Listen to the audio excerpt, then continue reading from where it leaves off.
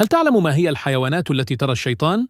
قبل أن نبدأ، لا تنسى الإعجاب بالفيديو والاشتراك في القناة. 1. الحمار، عندما يرى الجن يفزع ويبدأ بالنهيق. 2. الكلب، عندما يرى الجن يبدأ بالنباح وإصدار الأصوات الغريبة.